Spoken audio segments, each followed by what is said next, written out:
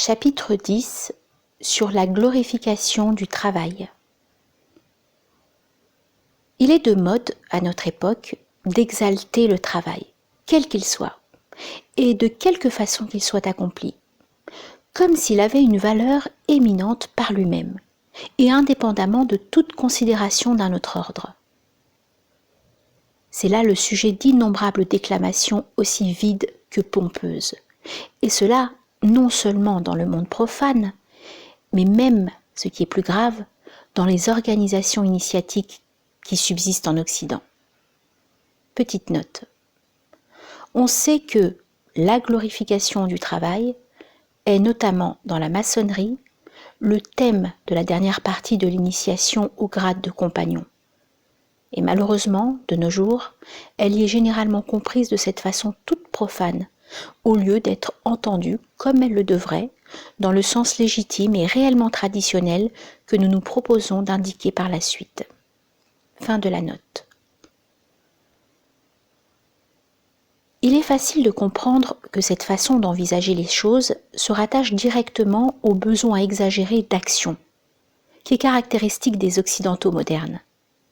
En effet, le travail, du moins quand il est considéré ainsi, n'est évidemment pas autre chose qu'une forme de l'action, et une forme à laquelle, d'autre part, le préjugé moraliste engage à attribuer encore plus d'importance qu'à tout autre, parce que c'est celle qui se prête le mieux à être présentée comme constituant un devoir pour l'homme, et comme contribuant à assurer sa dignité. Petite note, nous dirons tout de suite à ce propos que, entre cette conception moderne du travail et sa conception traditionnelle, il y a toute la différence qui existe d'une façon générale, ainsi que nous l'avons expliqué dernièrement, entre le point de vue moral et le point de vue rituel. Fin de la note.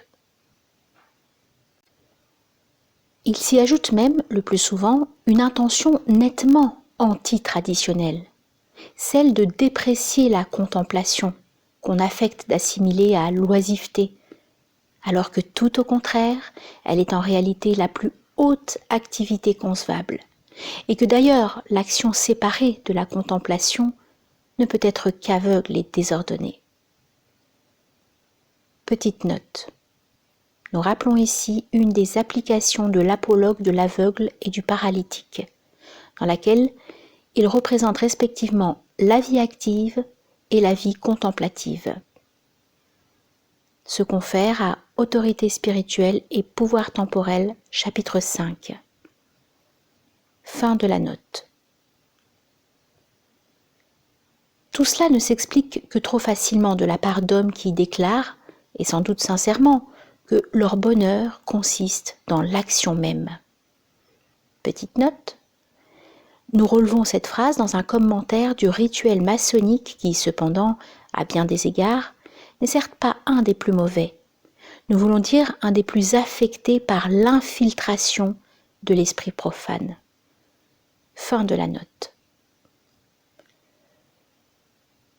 Nous dirions volontiers dans l'agitation, car lorsque l'action est prise ainsi pour une fin en elle-même, et quels que soient les prétextes moralistes qu'on invoquera pour la justifier, elle n'est véritablement rien de plus que cela.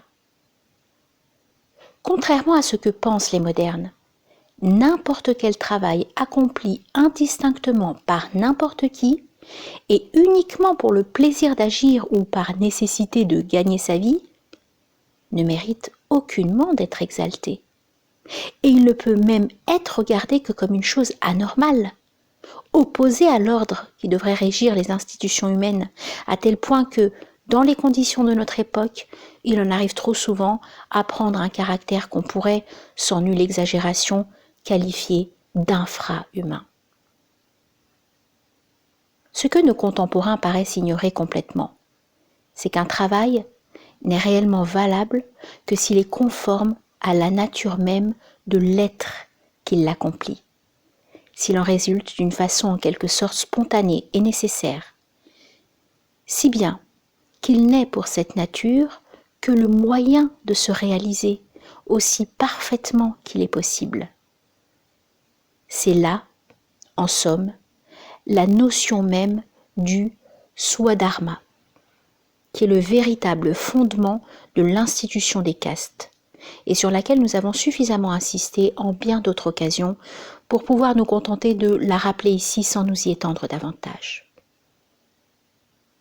On peut penser ainsi, à ce propos, à ce que dit Aristote de l'accomplissement pour chaque être de son acte propre, par quoi il faut entendre à la fois l'exercice d'une activité conforme à sa nature et comme conséquence immédiate de cette activité, le passage de la puissance à l'acte, des possibilités qui sont comprises dans cette nature.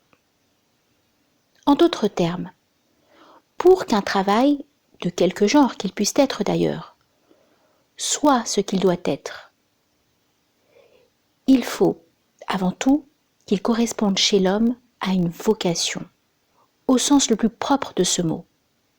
Petite note. Sur ce point, et aussi sur les autres considérations qui suivront, nous renverrons pour de plus amples développements aux nombreuses études que A.K. Kumaraswamy a consacrées plus spécialement à ces questions. Fin de la note. Et quand il en est ainsi, le profit matériel qui peut légitimement en être retiré n'apparaît que comme une fin tout à fait secondaire et contingente, pour ne pas dire même négligeable, vis-à-vis d'une autre fin supérieure, qui est le développement, et comme l'achèvement en acte de la nature même de l'être humain. Il va de soi que ce que nous venons de dire constitue une des bases essentielles de toute initiation de métier. La vocation correspondante étant une des qualifications requises pour une telle initiation, et même, pourrait-on dire, la première et la plus indispensable de toutes. Petite note.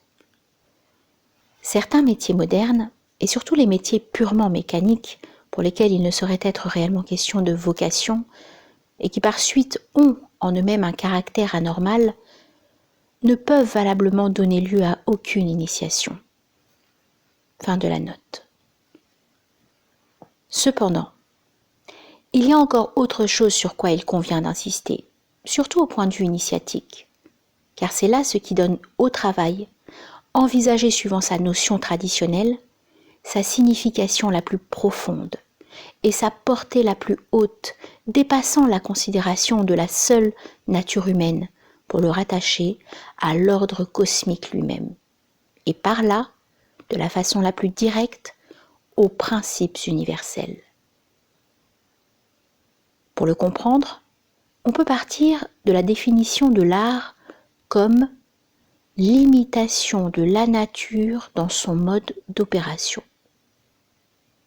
Petite note, et non pas dans ses productions comme se l'imaginent les partisans d'un art dit réaliste, et qu'il serait plus exact d'appeler naturaliste. Fin de la note.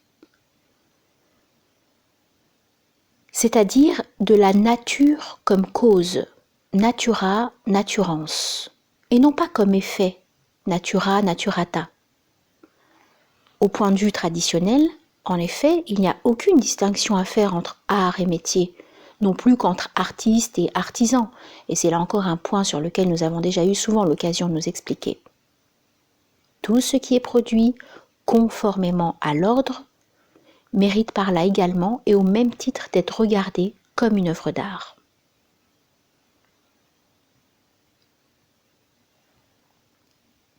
Toutes les traditions insistent sur l'analogie qui existe entre les artisans humains et l'artisan divin, les uns comme l'autre opérant par un verbe conçu dans l'intellect, ce qui, notons-le en passant, marque aussi nettement que possible le rôle de la contemplation comme condition préalable et nécessaire de la production de toute œuvre d'art.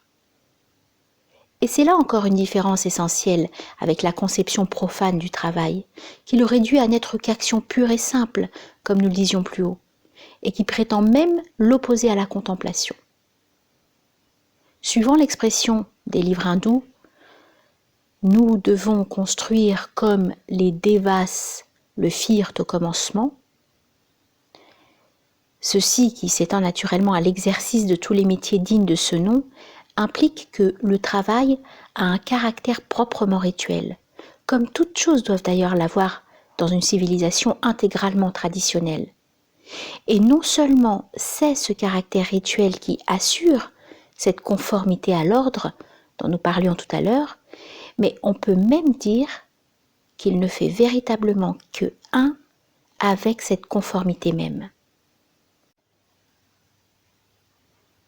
Dès lors que l'artisan humain imite ainsi dans son domaine particulier l'opération de l'artisan divin, il participe à l'œuvre même de celui-ci dans une mesure correspondante, et d'une façon d'autant plus effective qu'il est plus conscient de cette opération. Et plus il réalise par son travail les virtualités de sa propre nature, plus il accroît en même temps sa ressemblance avec l'artisan divin. Et plus ses œuvres s'intègrent parfaitement dans l'harmonie du cosmos. On voit combien cela est loin des banalités que nos contemporains ont l'habitude d'énoncer en croyant par là faire l'éloge du travail. Celui-ci, quand il est ce qu'il doit être traditionnellement, mais seulement dans ce cas, est en réalité bien au-dessus de tout ce qu'ils sont capables de concevoir. Aussi, pouvons-nous conclure ces quelques indications, qu'il serait facile de développer presque indéfiniment, en disant ceci. La glorification du travail répond bien à une vérité, et même à une vérité d'ordre profond. Mais la façon dont les modernes l'entendent d'ordinaire n'est qu'une déformation caricaturale de la notion traditionnelle, alors allant jusqu'à l'invertir en quelque sorte. En effet, on ne glorifie pas le travail par de vains discours, ce qui n'a même aucun sens plausible, mais le travail lui-même est glorifié, c'est-à-dire transformé, quand, au lieu de n'être qu'une simple activité profane, il constitue une collaboration consciente et effective à la réalisation du plan du grand architecte de l'univers.